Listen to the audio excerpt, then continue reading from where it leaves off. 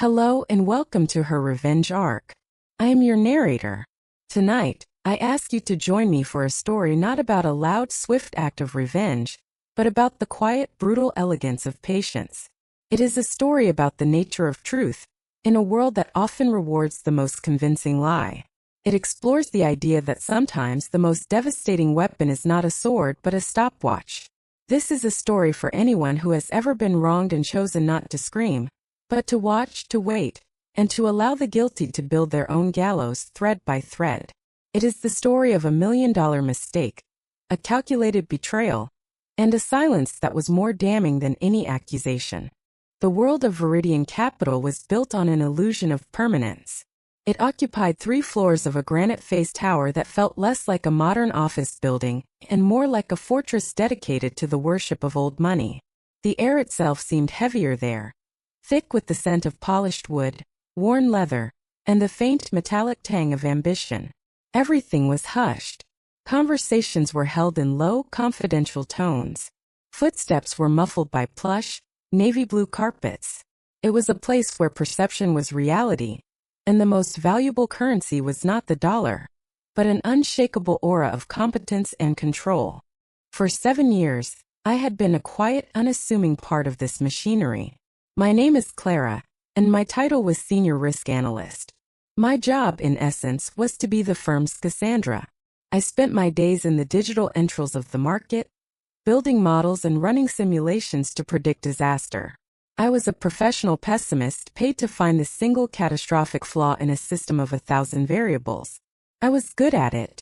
I was meticulous, patient, and I had a deep, abiding respect for the truth as told by numbers. Numbers do not lie, they do not flatter, and they do not have ulterior motives. In the hushed political world of Viridian Capital, they were my only true friends. My work was my sanctuary. I found a deep, almost spiritual satisfaction in the elegant logic of a well-designed algorithm, in the clean lines of a predictive model that worked. I didn't crave the spotlight. I didn't need the applause. The quiet hum of my workstation and the silent, beautiful dance of data on my screen were enough. And then there was Isabella. Isabella, or Bella as she insisted everyone call her, was my professional antithesis. Where I was quiet, she was effervescent. Where I was focused on substance, she was a master of style.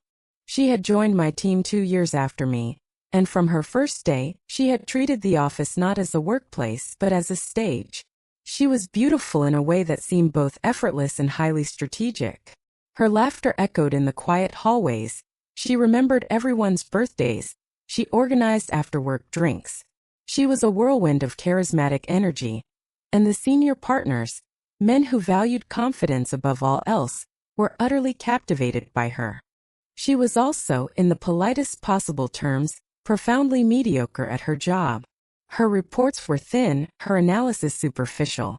She had a knack for taking a complex issue and summarizing it with a few well-placed, confident-sounding buzzwords. She was a magician of perception, skilled at creating the illusion of work without ever getting her hands dirty. Our dynamic was a strange one. We were, on paper, colleagues at the same level. In reality, a silent, unspoken arrangement had formed between us. Bella was the front woman, the presenter. I was the backroom engine. It started small. She would ask for my help on a difficult analysis, I would provide the key insights, and she would present them in the weekly team meeting as her own, giving me a grateful conspiratorial wink from across the table.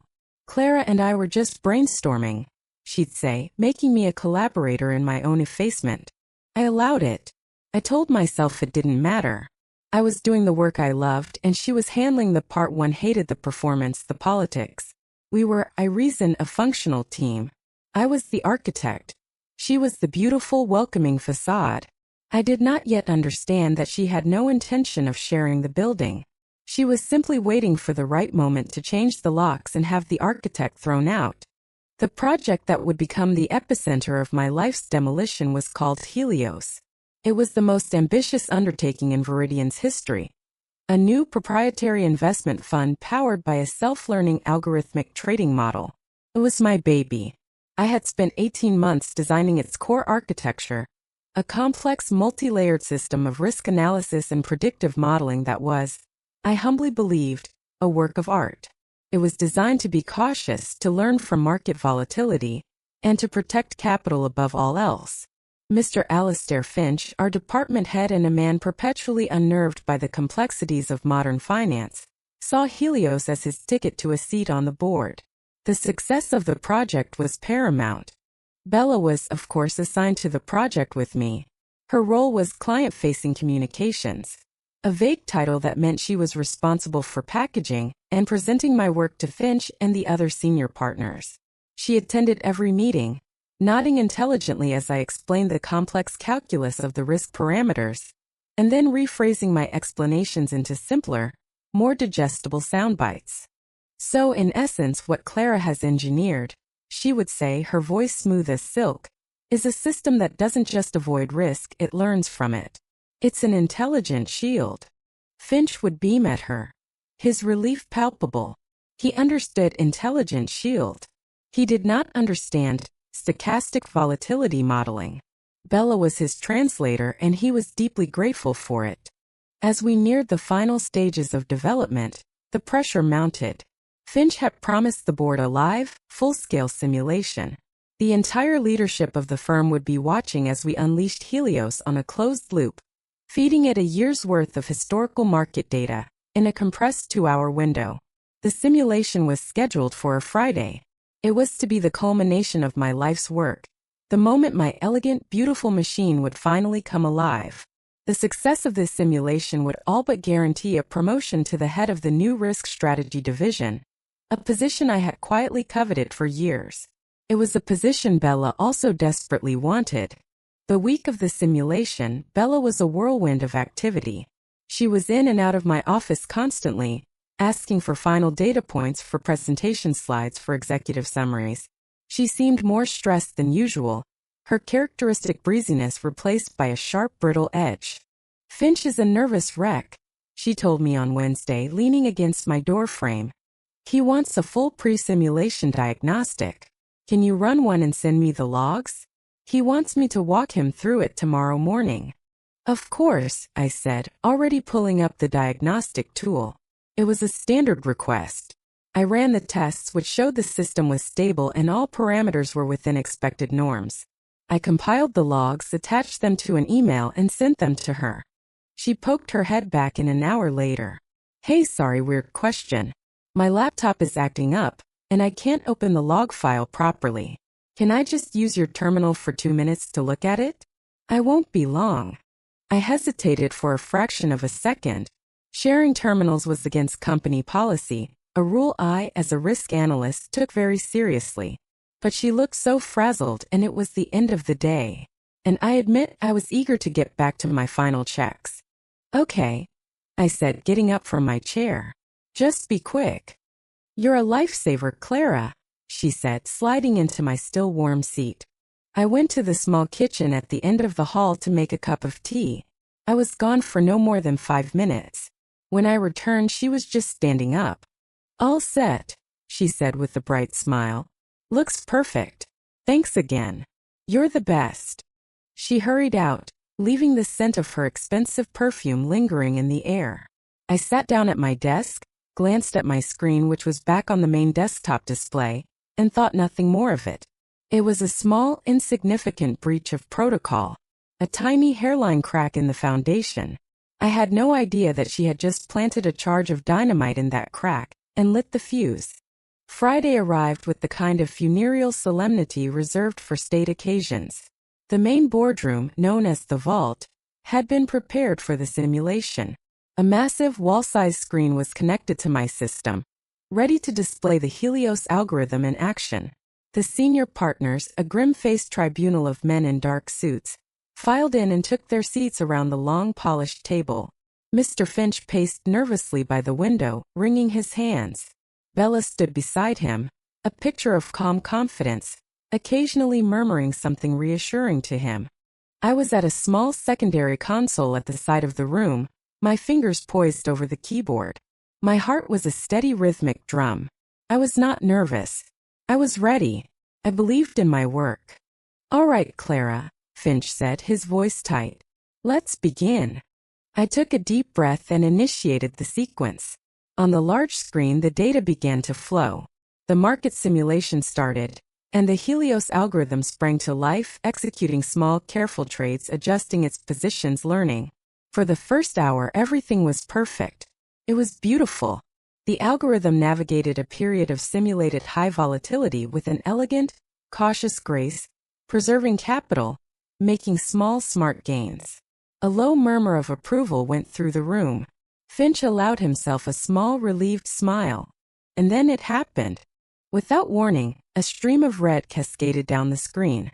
A series of trades, executed in rapid succession, were hemorrhaging money. The algorithm, my cautious, intelligent algorithm, was suddenly behaving like a drunk, reckless gambler.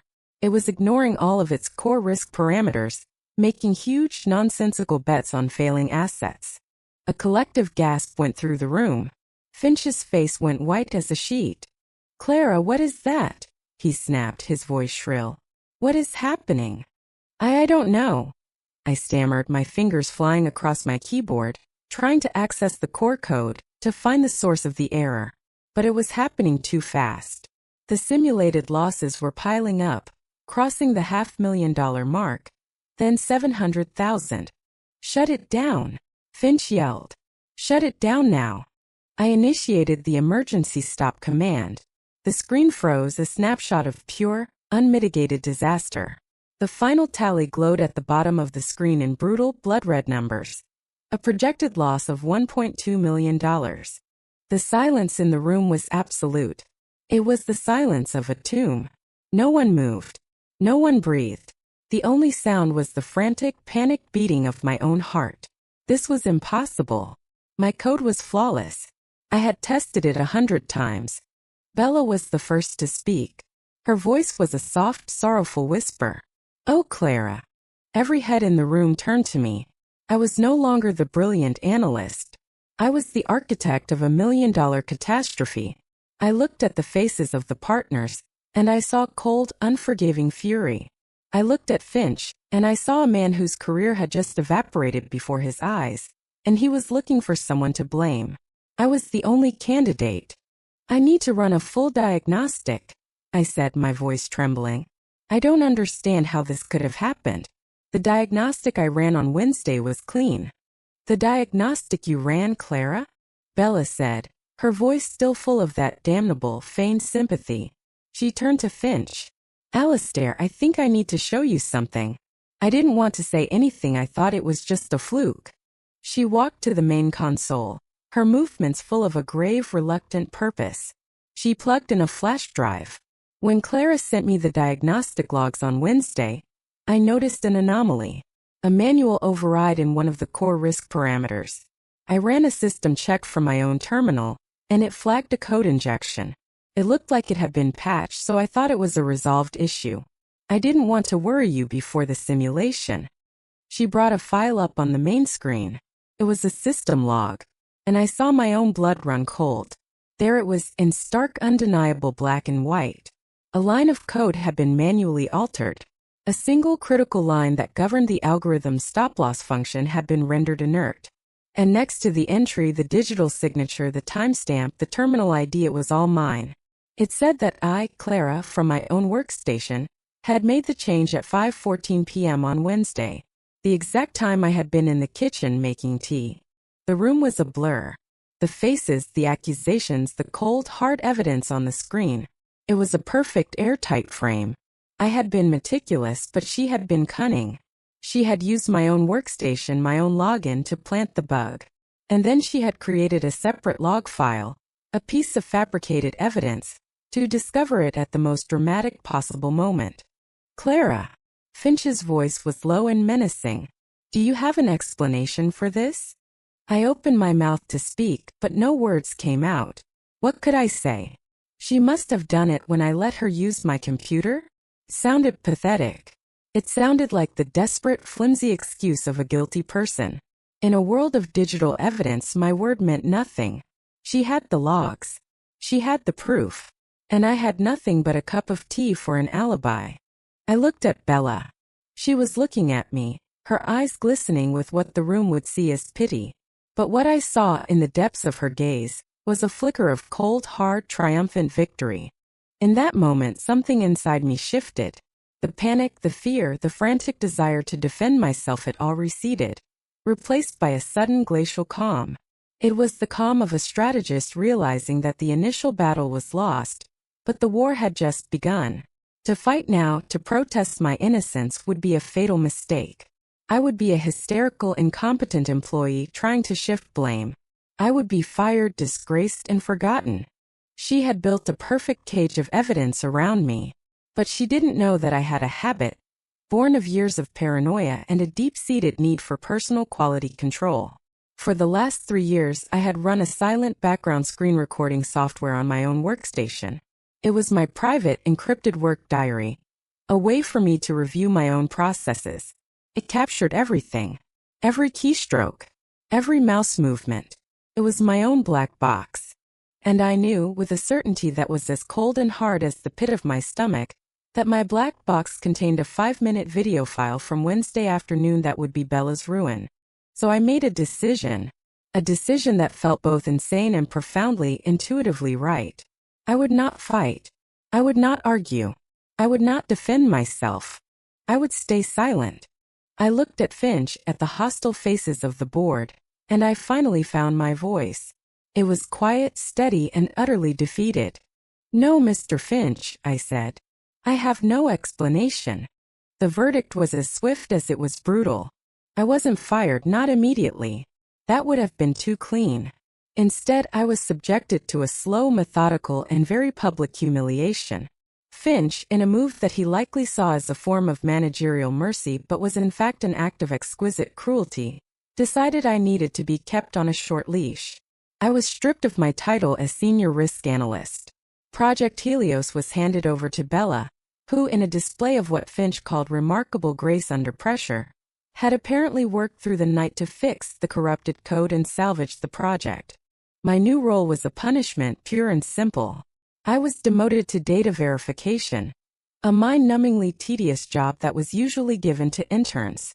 I was moved from my quiet, sunlit office to a small, windowless cubicle in the back corner of the floor, a place that was colloquially known as the boneyard, where underperforming employees were sent to wait out their time before they were inevitably let go. My job was to manually check and cross-reference old data sets, a task that a simple script could have accomplished in a fraction of the time. It was make work. It was designed to break my spirit. Every morning, a junior analyst, a kid barely out of college who looked at me with a mixture of fear and pity, would drop a thick stack of printouts on my desk. My task was to sit there for 8 hours a day, with a red pen and a ruler, and make sure the numbers in column A matched the numbers in column B. The social ostracism was even worse than the professional demotion. I became a ghost. My former colleagues, people I had worked with for years, would avert their eyes when I walked past. Conversations would die down when I entered the kitchen. No one invited me to lunch. I was a pariah, a walking, breathing reminder of a million-dollar failure. The story of my incompetence had become a cautionary tale whispered in the hallways. And Bella thrived.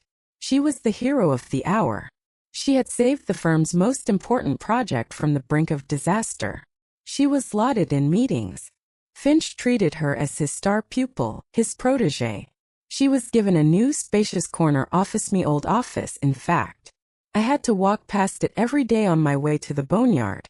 Sometimes I would see her through the glass wall laughing on the phone, or leading a meeting with the Helios team, my team. She would occasionally catch my eye as I passed. She would give me a small, tight smile, a look that was a perfect blend of pity and power. It was a victor's smile. It was meant to grind me into the dust. Every day was a test of my resolve. Every pitying glance, every whispered conversation, every triumphant smile from Bella was a grain of sand on the scales of my patience. There were moments late at night when I would sit in my silent apartment and the rage would bubble up, hot and acidic. I would open my laptop and navigate to the encrypted folder on my private drive. I would watch the video. The file was named 1714 for Wednesday before. 5 minutes and 12 seconds of pure, irrefutable truth. I would watch the cursor, controlled by her hand, navigate to the Helios core directory. I would watch her fingers, a blur of motion, type the single line of malicious code. I would watch her create the fake log file. I would watch her furtively glance over her shoulder, her face, for a split second, contorted in a mask of pure venomous ambition. Watching it was both agony and absolution. It was proof that I was not crazy. It was the key to my eventual salvation. It would have been so easy to send that file, to attach it to an email and send it to Finch, to HR, to the entire company, to watch the whole edifice of her lies come crashing down. But I resisted, because I had come to understand a fundamental truth. To release the evidence now would be a victory, yes, but it would be a small one. It would exonerate me, but it would be messy. She would deny it. She would claim the video was faked, that I had fabricated it to save myself. It would be a scandal, a case of he said, she said played out in the digital realm. I might clear my name, but the stain of the initial disaster would linger. No, that was not enough. For justice to be absolute, it needed to be poetic. It needed to be undeniable. Her crime was not just the injection of a line of code. It was the theft of my work, my reputation, my future. The punishment had to fit the crime. And for that to happen, she had to climb higher. Much higher. She had to be given everything she had stolen from me. Everything she thought she deserved. Her triumph had to be complete, public, and absolute. Because the higher she climbed on her ladder of lies, the more spectacular her fall would be. So I waited. I sat in my boneyard cubicle, and with my red pen and my ruler, I checked my columns of numbers. I endured the whispers and the pity. I ate my lunch alone at my desk. And every day I watched Bella soar. I held my silence like a precious sharpened blade, keeping it hidden, waiting for the perfect moment to strike. It was a long, cold, and lonely winter of the soul. But I knew that spring would eventually come. And with it, a reckoning. My only ally in this silent, solitary war was a man named Leo. Leo was one of the senior sysadmins in the IT department. A quiet, sardonic man in his 40s with a deep-seated distrust of corporate ambition and a profound respect for technical competence. He and I had always had a good working relationship, built on a mutual appreciation for elegant code and a shared disdain for managerial incompetence. The day after the simulation, he had come to my new desk in the boneyard, holding a diagnostic scanner. "Finch wants me to wipe your old workstation and re-image the drive," he said, his voice low, avoiding my eyes. It was the corporate equivalent of burning a condemned man's clothes. "I understand," I said, not looking up from my stack of printouts. He lingered for a moment. "Clara," he said, his voice barely a whisper. "The logs from the server, they don't feel right. The entry that implicates you's clean. Too clean. Like it was written by a ghost." I finally looked up at him. His eyes were full of a cautious, questioning intelligence. He knew. He didn't know how, but his instincts, the instincts of a man who had spent 20 years in the digital trenches, were telling him that something was fundamentally wrong. In that moment, I made a calculated decision. I needed an ally. Not to act, but to bear witness. To be a second keeper of the truth. That evening, I invited him for a coffee at a small, anonymous cafe far from the office. I didn't tell him everything. I didn't tell him about my plan. But I showed him the video. I watched his face as he stared at my laptop screen, his expression shifting from curiosity to disbelief, and finally to a cold, hard anger. He watched it twice without saying a word. When it was over, he leaned back in his chair and let out a long, low whistle. "That," he said, shaking his head, "that is the most cold-blooded thing I have ever seen." He looked at me, his respect for me deepening. "What are you going to do? You have to show this to Finch. To HR." "No," I said calmly. "Not yet." He started to protest, but I held up a hand. "Leo, if I show this now, what happens? Bella gets fired. I get my old job back. But the story will always be Clara, the woman who was framed, who almost cost the company $1 million. I don't want my name cleared. I want it restored. And for that to happen, the truth has to come out in a way that no one can question or deny." He studied my face, seeing the unshakable resolve in my eyes. He was a man who understood systems, both digital and human. He understood that my plan was, in its own way, a piece of social engineering, an algorithm for justice. He nodded slowly. "Okay, Clara," he said. "I don't like it. But I get it. What do you need from me?" "I need you to do nothing," I said. "Just remember what you saw. And one more thing." I handed him a small encrypted USB drive. "This is a copy of the video and a full report I've written detailing everything. Keep it safe. It's my insurance policy." He took the drive, his expression grim. "You're playing a dangerous game." "Risk analysis is what I do," I replied with a faint smile. My months in the boneyard were a study in meditation. I learned the art of becoming invisible. I perfected the practice of a placid, neutral expression. I did my tedious work with the diligence that confused my superiors. I was a model prisoner, quietly serving my sentence. Meanwhile, Bella was remaking the department in her image. She was promoted, officially, to head of risk strategy, the very position that should have been mine. The announcement was made in a full staff meeting. Finch lauded her unflappable leadership and keen strategic mind. I stood at the back of the room, applauding along with everyone else. My applause was genuine. The final piece of her ascent was complete. She had reached the summit. She was standing on the platform, a noose of her own making tied loosely around her neck. All that was left was for me to kick the stool out from under her. Her first day in the new role was to be the following Monday. The Friday before, she walked past my cubicle, pausing for a moment. She had never come to the boneyard before. It was a queen visiting the dungeons. "Clara," she said, her voice dripping with magnanimity. "I just wanted to say no hard feelings, I hope. It was just business." I looked up from my columns of numbers, my red pen poised in my hand. I gave her a small, empty smile. "Of course not, Bella," I said. "Congratulations on the promotion. You earned it." The look of smug satisfaction on her face was a thing to behold. My quiet, graceful defeat was the final jewel in her crown. She had won completely and utterly. She nodded, satisfied, and walked away, her heels clicking on the linoleum floor. I watched her go, and a profound sense of peace settled over me. The wait was over. The silence was about to end, and it was going to be deafening. That weekend was the calm before the storm. I did not spend it pacing my apartment in a state of nervous anticipation. I did not spend it obsessing over the details of my plan. The plan was already in motion, a silent, inevitable trajectory. Instead, I spent the weekend purging the last 7 years of my life. I went through my wardrobe and packed away all of my severe corporate suits. I deleted the Viridian Capital folder from my browser's bookmarks. I made a reservation at a restaurant I had always wanted to try, for Monday evening. It was an act of faith in the future, a celebration of a victory I had not yet officially won, but knew was assured. On Sunday evening, I sat down at my laptop. The time had come to assemble the weapon. I didn't just want to expose her. I wanted to present the evidence with the same cool, irrefutable logic that I had once applied to my risk analysis reports.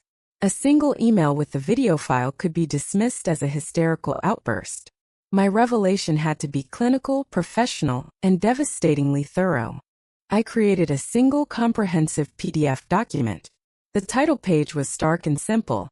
A chronological analysis of the Helios Project anomaly, October 12th. The first section was a detailed, technical breakdown of the malicious code, explaining exactly how it was designed to bypass the risk parameters. I wrote it not in angry, accusatory language, but in the dry, passive voice of a technical manual. The second section was a timeline. To the second, I cross-referenced 3 separate data sources: the server logs that she had used to frame me, the building security logs that showed me entering the kitchen at 5:09 p.m., and the timestamp on my 5-minute video file, which began at 5:10 p.m. The data, when laid out in parallel columns, told a story that was impossible to refute. It showed that I could not have been at my desk at the moment the code was injected. The third and final section was a link to the video itself, hosted on a private, password-protected server, with a simple, damning title: Live Screen Recording from Terminal ID 74, 5:10 p.m. to 5:15 p.m., October 12. I read through the completed document 3 times. It was a masterpiece of cold, clear, irrefutable evidence. It was the best and last piece of risk analysis I would ever do for Viridian Capital. Then I opened my email client. I composed a new message. The recipient list was my final strategic masterstroke. I did not send it to Alistair Finch. He was a weak man, and his first instinct would be to bury it, to control the damage. I did not send it to HR, who would be bound by process and procedure. No. I addressed it to the entire executive board of Viridian Capital, including the formidable and famously incorruptible Chairman Jonathan Sterling, a man from the company's founding family. I added the head of the legal department. I added the head of compliance. And for good measure, I CC'd Alistair Finch. I was bypassing the chain of command and going straight to the Kings. The subject line was as clinical as the report itself. For urgent review. A follow-up analysis of the Helios Project anomaly. I attached my beautiful deadly PDF. And then I went to the scheduling function. I did not want the email to arrive on a Sunday night, where it might get lost in the weekend clutter. I wanted it to detonate with maximum impact. I scheduled it to be sent at precisely 9:05 a.m. on Monday morning, 5 minutes after the start of the official workday. Just enough time for everyone to have settled in, to have gotten their morning coffee. Just enough time for Bella to be sitting comfortably in her new corner office, savoring the first moments of her reign. I closed my laptop. I went to bed and slept more soundly than I had in 6 months. Monday morning, I did not go to Viridian Capital. I had no intention of ever setting foot in that building again. My role in the drama was over. I had set the stage, armed the players, and now I would simply be a member of the audience watching from a great distance. At 8:30 a.m., I was sitting in a small coffee shop across the street from the Viridian Tower. It was a gray, drizzly morning. I had a clear view of the building's entrance. I ordered a latte and a croissant, opened a novel, and I waited. From my vantage point, I could see the morning rhythm of the firm. The black town cars pulling up, depositing the senior partners. The stream of employees hurrying through the revolving doors, shielding themselves from the rain with their umbrellas. At 8:55, I saw Alistair Finch arrive. His face set in its usual expression of harried self-importance. At 8:58, I saw her. Bella. She looked radiant. She was wearing a brilliant white power suit, a stark contrast to the gray day and the dark suits of the men around her. She didn't hurry. She strolled. She paused to greet the security guard by name. She was the queen arriving at her castle. She disappeared through the revolving doors, and I took a slow, deliberate sip of my latte. I looked at my watch. 9:04 a.m. 1 minute to detonation. I imagined the scene. The quiet hum of the 35th floor. The soft chime of new email notifications on a dozen different computers simultaneously. I imagined Jonathan Sterling, a man known for his meticulous attention to detail, opening the email, his curiosity piqued by the subject line. I imagined him downloading the PDF, his brow furrowing as he began to read. I imagined the head of legal doing the same. I imagined Alistair Finch seeing the email, his heart sinking as he saw the recipient list, realizing he had been bypassed, that he was no longer in control. At 9:15 a.m., the first visible sign of the fallout occurred. 2 men from building security, men I recognized from the executive protection detail, walked briskly into the lobby and took up positions by the main elevator bank. They were not smiling. At 9:22 a.m., I saw Alistair Finch through the large plate glass windows of the lobby. He was pacing back and forth, his phone pressed to his ear, his face pale and slick with sweat. The real drama began at 9:35 a.m. The doors to the executive elevator opened, and Bella was marched out. She was no longer wearing her jacket. She was flanked by the 2 security guards, and a woman I recognized as the head of human resources was walking behind her, holding a small cardboard box. Bella's face was a ruin. The confident, radiant queen of an hour ago was gone, replaced by a pale, wild-eyed woman in utter shock. Her perfect hair was slightly disheveled. Her eyes were red. She was looking around the lobby as if she was seeing it for the first time. As if she couldn't comprehend how she had gotten there. As they walked her towards the revolving doors, she stumbled. She caught herself on the arm of one of the guards, who looked down at her with an expression of complete, professional indifference. They escorted her out onto the rain-slicked pavement. The HR head handed her the box, her personal effects, no doubt, and then, without another word, turned and went back inside, leaving Bella standing alone on the sidewalk. She just stood there for a long moment, the box in her arms, the drizzle falling on her white suit. Taxis and town cars swished past her. People hurried by, ignoring her. She was no longer a part of that world. She was just another person on a rainy street, stripped of her power, her title, her future. She had become, in the space of 30 minutes, a ghost. I watched her for another minute. I felt no surge of triumph. I felt no savage glee. I felt only a profound, quiet, and deeply satisfying sense of order being restored. The numbers had been reconciled. The anomaly had been corrected. The system had been balanced. I finished my latte, left a generous tip on the table, and walked out of the coffee shop. I did not look back. My phone rang as I was walking to the subway. It was an unknown number, but I knew who it was. I answered. "Clara, it's Alistair Finch." His voice was thin, strained. "Hello, Alistair," I said. "Clara, I have just seen the most. I don't know what to say. I am so sorry. This is an unforgivable failure of my leadership, of my judgment." He was rambling, his usual bluster completely gone, replaced by the panicked babbling of a man who sees his own career circling the drain. "It's all right, Alistair," I said, and my voice was genuinely calm. "No, it is not all right," he insisted. We are prepared to offer you full reinstatement. Your old job, your old office. A significant raise, of course. For the damages. We want to make this right." I stopped at the corner, watching the traffic light change from red to green. The city was moving on. So was I. "Thank you for the offer, Alistair," I said. "But I'm afraid I have to decline. My time at Viridian Capital is over." "But where will you go? What will you do?" he asked, a note of genuine bewilderment in his voice. "I have a lunch reservation," I said. "And after that, I'm going to start my own firm. A risk consultancy firm built on the radical idea that competence is more important than charisma, and that the truth is not negotiable." He was silent for a moment. He knew he was not just talking to his former analyst. He was talking to a woman who had outmaneuvered his entire company. "I see," he said finally, his voice small.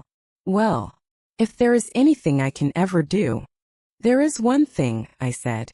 "Tell Mr. Sterling that when I am ready to take on my first client, I will send him my proposal." And with that I ended the call. I walked down the steps into the subway, joining the anonymous, bustling river of humanity, my past a rapidly shrinking silhouette behind me.